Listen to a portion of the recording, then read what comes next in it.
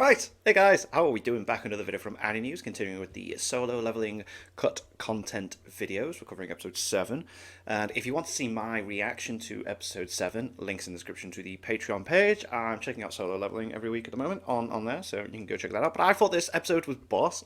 I thought it was really cool. The Cerberus fight was awesome. Gotta say, the animation on the animals and that is really cool. Like, most studios would go like with the 3D route, but CGI.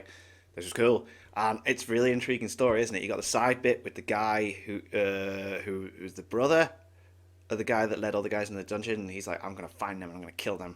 And I got free time. It's like, whoa! But then we've got this other bit with the elixir of life, and it makes so much sense that he wants to go in there and find this elixir of life so he can like cure his mum and that. Like, so cool, so much going on, and let's see what was changed or potentially added. I don't know. Let's find out. Not only has Sung been leveling in terms of power and appearance, but his bank account has seemed to level up quite a bit as well. What previously had only $300 in it, now had over 135,000 just from one single raid. Nice. This may seem like a lot since to us it really is, but in the grand total of what can be earned by a hunter, hundreds of thousands to even millions are nothing but pennies to some. I mean, yeah, he does mention that, doesn't he? That, like, what was it? 30 billion? Kid, the other lad offers him 30 billion and he thinks about it. It's like, Joe, I can make more than that. It's like, It's a natural part of the hunter economy Sung's very much aware of, and one he intends to cash out on as soon as he gets there. As for how he plans to get there, well, that's a bit of cut content that should have been covered this episode. An interesting plan I'll talk about later, along with everything else the anime couldn't cover from both the manhwa and novel. Before I talk about that though, I want to ask if we can rate the episode down in the comments. Oh, okay. Just a number out of 10 based on your opinion, and if you want, maybe why you think that.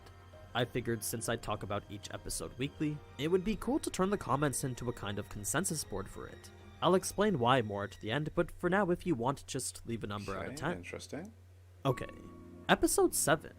Let's see how far I can go. Covering chapters 25 to 27 from the manhwa and chapters 24 to 29 of the web novel. Cool.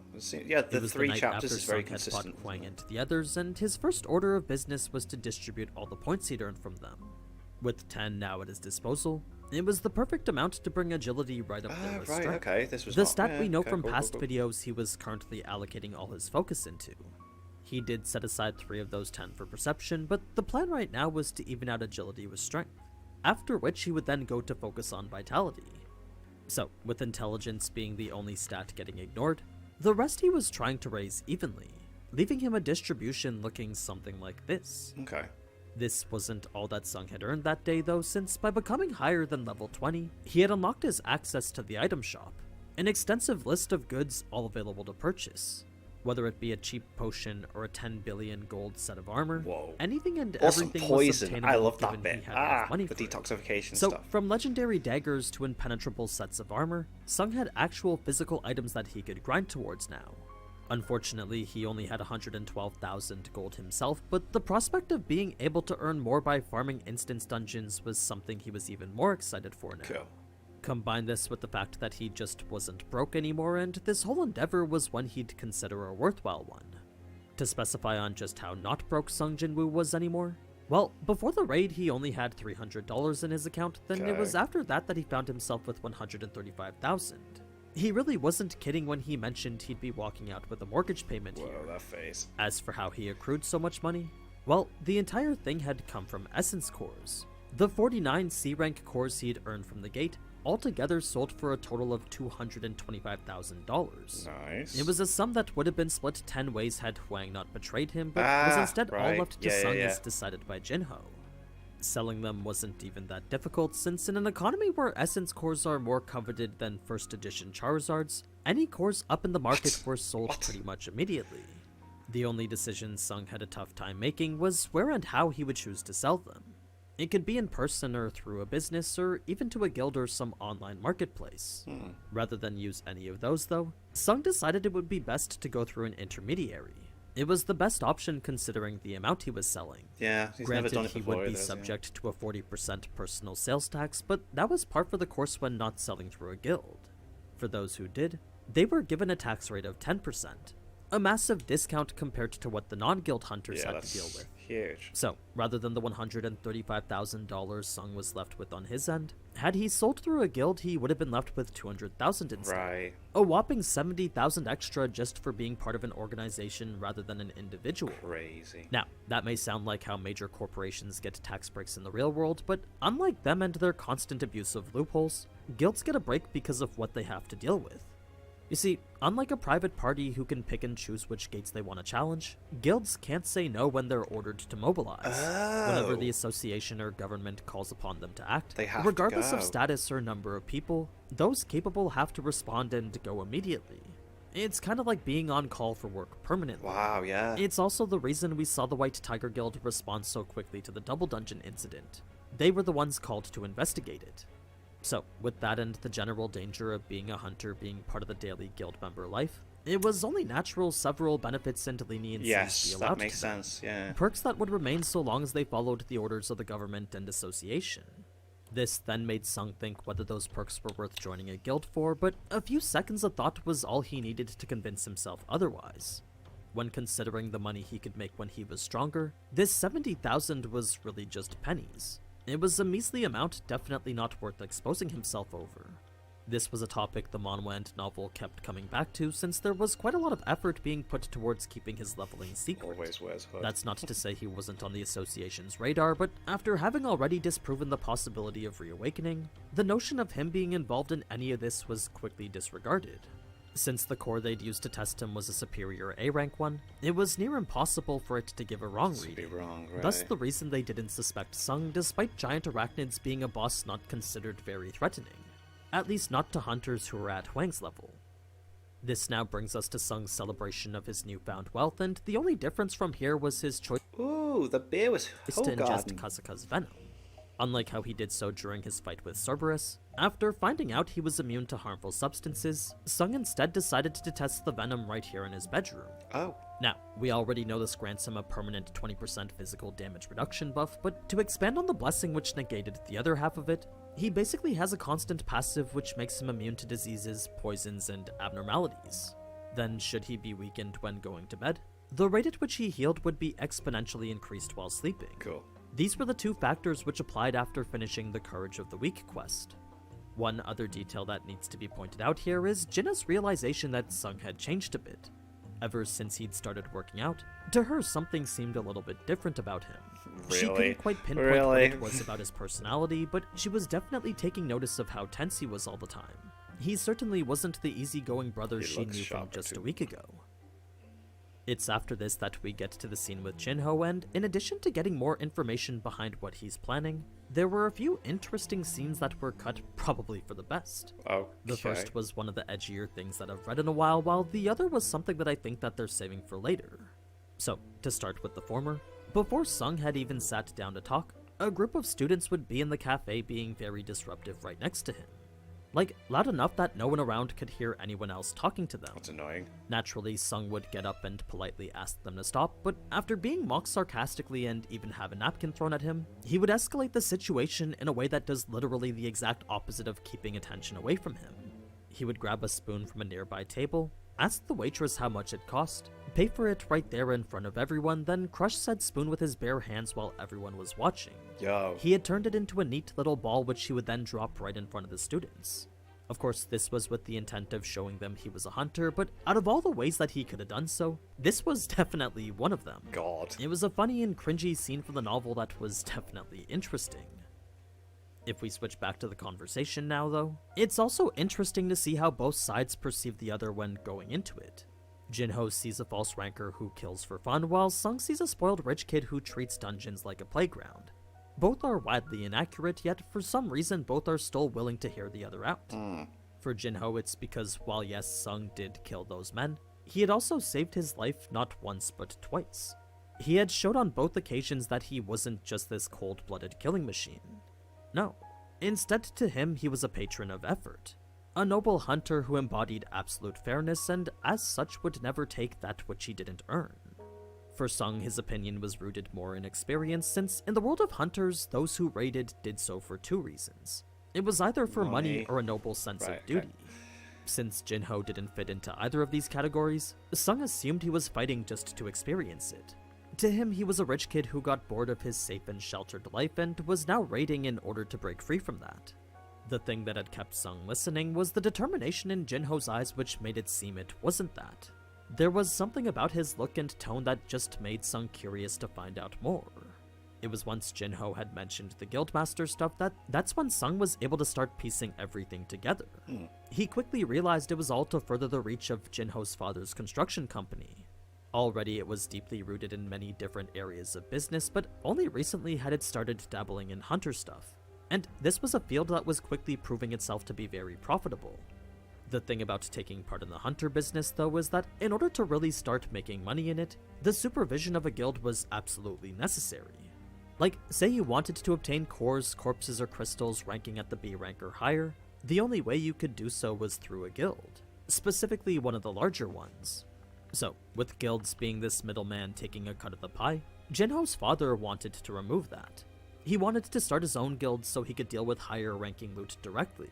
Right, it was, after all, where all the money was at. Makes sense. We just saw how much Sung made from one single C rank gate, so I'm sure you can imagine the billions that could be made from higher ranked ones.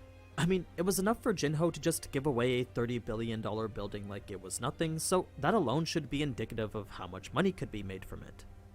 The core problem, as we saw in the anime, though, was the potential conflict which could stem from the Guildmaster and Deputy Guildmaster. Since especially if the, like what you mentioned, like trying to poach one as well from another guild, like whoa. The Guildmaster's authority was absolute. If there was ever a dispute between Jinho's brother and the S-rank hunter above him, that S-rank hunter could take down everything. They alone had the authority to do anything with the guild. If the Guildmaster was someone who would never betray the company, though, this whole thing wouldn't be a problem to begin with. Thus the reason why Jinho wanted to make himself Guildmaster.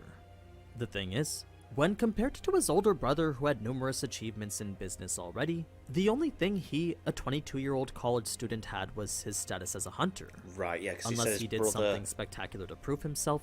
Didn't he say his brother hasn't awakened, so he isn't a hunter, so he can't be... There was no way his father would ever accept the proposal of him becoming a guildmaster. To them it was much safer risking a dual leadership with the older brother and an S-rank hunter. So, this brings us to Sung Jinwoo, who out of all the hunters in the entire world is the only one suited to helping Jinho here. Reason being that if Jinho just went and paid stronger hunters to help him, to his father that would be no different from him just buying the Guildmaster license himself. Yep. If he raided with hunters who were on paper weaker than him though, then that alone might just be enough to prove himself. Perhaps it would show the commitment and leadership Jinho's father wanted in a Guildmaster. This was really the only thing Jinho needed, since once that position was earned, the rest would be simple. He would poach an S rank and make them Deputy Guildmaster, then after that the others were sure to follow.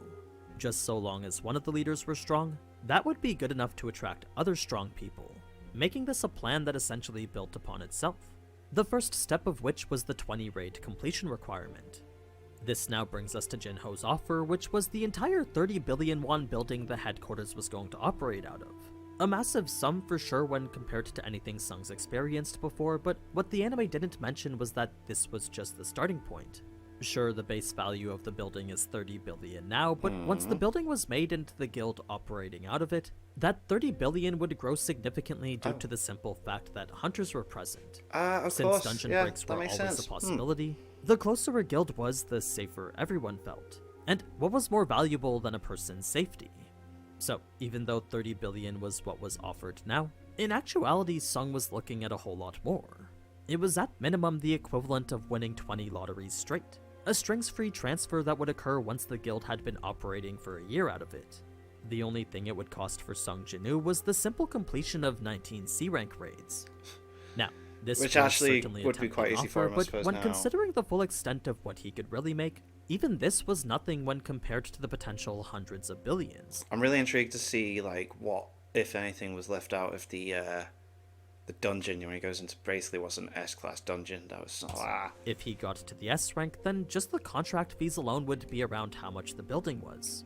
I mean, this was after all a world where the number of S ranks dictated how powerful a country There's only was. 7 in Japan. So, knowing just how valuable he could become, the most important thing to Sung right now was progress. It didn't matter how much money any single person could offer, since no regular human's wealth could come even close to that of an S ranks. That being the case, the only thing that did matter now was getting there. To him, he knew he just needed to grow his powers, and to do that, he knew he needed to be alone. Joining a guild meant sharing XP, and raiding with others meant limiting his power. It also restricted when and where he could be all the time, and that freedom simply wasn't something he was willing to give up right now. That is, unless a certain condition was met. This was something I'm sure we'll see in the next episode, but the details behind it lead to a completely different outcome from what we saw in the anime. It's a decision that's probably spoiler from one of the next episodes, but at the same time is technically cut content since it's made at the end of this meeting here. I'll just briefly summarize the details for those who want to know, but for those who don't, feel free to skip ahead to this timestamp. So, the condition Sung came up with was that him and Jinho would be the only two to enter the dungeon. Just like how Hwang paid randoms to fill his party, Sung would do the same except pay 8 hunters not to do the raid. He would complete the gate all by himself and in turn get all the experience and money that came with it. Jinho would get the 20 raids he so desired, and Sung would get the opportunities he definitely yearned for. What made this plan so incredibly effective, though, was that not only did it help Sung in pretty much every way possible, but it also made Jinho look damn near perfect. Since Sung was the only one at risk in all this, should he complete all 20 raids without issue whatsoever, then Jinho would be the leader who ran 19 raids without a single casualty. Yeah, crazy. It was a clear display of his capacity to lead that Sung was sure could win his father over, or at the very least make Jinho think it could. This was exactly what had happened, since as soon as that point was made, Jinho was in agreement, resulting in a joint venture in which Sung would get his money and experience, and Jinho would get a clear path towards becoming Guildmaster. Once again, I'm sure this will come up in a later episode, but I'm curious to see how they'll do it since it'll require a completely new scene. Fast forward to Sung's completion of the hidden quest, and the rewards he got were actually quite interesting. I thought that was cool. He was like, wait a minute, it's at 11k. Why is it still doing? So then he just gets down 2 push-ups. Oh, okay. That's like, wow. Plus 10 stats was instead actually all stats plus 3, and the random boxes he got had important descriptors to them. Apparently, the Blessed would provide Sung with what he wanted, whereas the Cursed said that it would give Sung what he needed. Since he wasn't sure whether this would turn out to be a monkey paw incident, though, Sung knew he should probably play it safe. He decided to choose Blessed over Cursed because something he wanted was definitely something he needed, whereas something he needed might not necessarily be something he wanted. Say he felt he needed a powerful weapon, then it's possible the box would spawn a bomb and blow up everything. That was the type of thing Sung was thinking about when considering the Cursed box. Luckily, this key was exactly what he needed, so there wasn't much regret in not choosing the Cursed box. Now, an important detail about the key is the distinct wording used to differentiate it from the other key. Unlike how the previous stated that he would be moved into a dungeon, this one here said that he would simply enter one. It was a peculiar change that made him think perhaps he could move in and out of the dungeon. This would actually be the first thing Sung would test upon entering it, and it would prove to be true. Which it does, doesn't it? Yeah, because then once he beats Cerberus, he's got 3 items he needs to find to make the elixir. As no invisible wall prevented him from leaving. He was free to enter and exit as many times as he wanted. Now, something the manhwa did that neither the anime nor novel did was provide justification for why Sung wanted to enter the dungeon so bad. I mean, he knew he stood no chance in a dungeon that was like the S rank, and he knew the smart thing to do would have been to level up some more, then enter it. Yet, despite knowing that this gate was exponentially harder than the C, B, or even A rank ones, he still wanted to enter for one single reason only. He felt the need to know exactly how strong he was. Call him greedy or call him wow, okay. I liked the whole elixir of life thing being his motivation. I thought that was pretty damn cool. Stupid, but to Sung, who knew what awaited him in the future, this right here was a necessary part of determining his true capabilities. Part of the reason he knew this was impossible now, though, was because if this was in fact an S-rank dungeon like how the key's rarity indicated, then even a full team of S-ranks would only have a 50% chance of completing it. Whoa. He likened it to the S-rank dungeon break of Jeju Island, which to this day remains uninhabitable since no amount of hunters has been able to clear it yet. Wow. So, if one were to open up in Korea right now, then every hunter in the country would still only have a near 0 chance of beating it. That's crazy. The monsters within were just that terrifying. Their defenses were near impenetrable, and their attacks were strong enough to insta-kill. So, why would Sung put himself at risk facing monsters like that? Well, he needed to know if he was strong enough to fight said monsters. Would his current level of power be enough to even damage them? The immediate answer to that was no, but after a more prolonged fight that the anime did the best out of all the mediums, Sung was able to prove otherwise and defeat the Cerberus. Both the manhwa and novel had a much shorter fight, so I actually prefer the anime since they really highlighted Sung's struggle with it. The novel was the usual confident Sung with minimal hassle, while the manhwa had him snapping necks and chopping out eyeballs. Both took advantage of the status refresh, but they never really had him on edge like the way that the anime did. It was a nice change since this was after all an S-rank monster. An opponent I think if he defeated with ease would display a scaling of power that would be a bit too fast even for my liking. Yeah, I think that'd be too quick. It certainly wouldn't have shown that his current state was too weak to face off against the rest of the dungeon. That's the message that was made loud and clear here, and it's that which brings us to the end of the episode now. So that's everything we missed from episode 7, and knowing all that, my personal rating for it would be 7.5 out of 10. It's crazy, the Elixir of Life thing was not... What? It was a good episode with lots of action, but I think they could have done more to highlight Sung's desire to know how strong he was. It was, after all, the primary justification for choosing to put everything at risk like this. Now, as I said in the beginning, I'd love to know what you personally would rate the episode to. You know, a simple number out of 10 or something more just to see if I could turn the comment section into a weekly discussion board. Yes, it is to help drive up comment engagement, but it's also so people can come in and quickly scroll down to see a number rating for how the episode was. I think it'd be pretty cool to have like an AniNews community rating for them. So maybe we can try that out for the next few episodes, then if it sticks we can do it for every anime I cover. But anyway, as always, thank you so much for watching, and if you enjoyed this type of anime content, then you already know what to do. So, until next time, ciao. Cool, very cool to see some of the stuff left out, changed, blah, blah, blah. And again, the Elixir of Life thing is, I thought that was a really cool, motivational reason as to jump in to that S rank dungeon straight away. But yeah, like I said, if you want to see my reaction to the actual episodes as they come out, then that's on my Patreon. And thank you to my patrons. If you want to have your name at the end of every video, I want to be able to watch Patreon-only reactions. Links in the description to the Patreon page. $1 a month for the sports channel. It's greatly appreciated, guys, for that. And thank you all for watching. You guys think of that? You guys think of this? Click like, subscribe if you haven't already. Leave comments below. Let me know what I should watch and discuss in future videos. I'll see you guys all next time.